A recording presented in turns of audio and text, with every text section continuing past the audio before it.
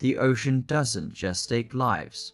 Sometimes it spits them back out into a nightmare that's only just beginning.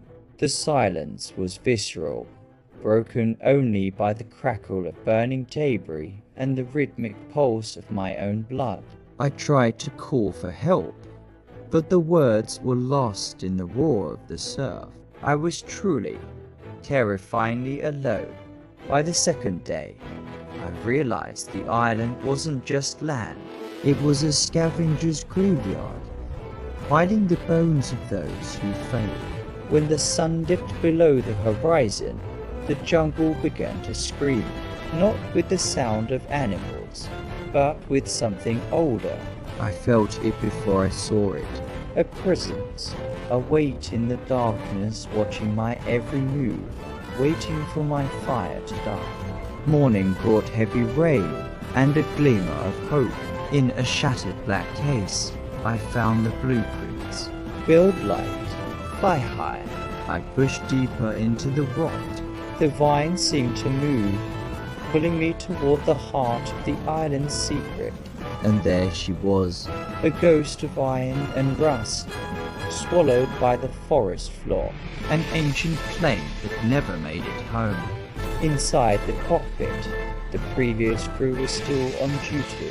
Their hollow eyes seemed to watch me, a silent warning of my fate. Scratched into the rusted control panel were the words, "I'd never left here." My blood ran colder than the rain. The labor was grueling. My hands bled. My muscles screamed. But the thought of those skeletons kept me moving. I wasn't alone. An old man emerged from the shadows like a spirit.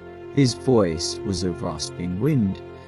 "It doesn't let you leave," the island roared in response, a sound that shook the very ground. The old man fled, leaving me with the coming storm. It was now or never.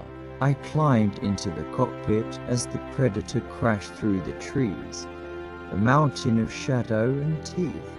The engine sputtered, coughed, and finally roared to life. The plane began its desperate roll toward the cliff's edge.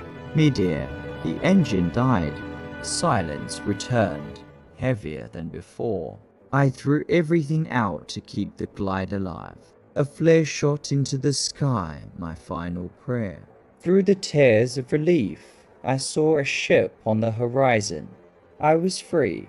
But as I looked back, I saw it the entity, watching from the fort. The island doesn't forget who it lets go.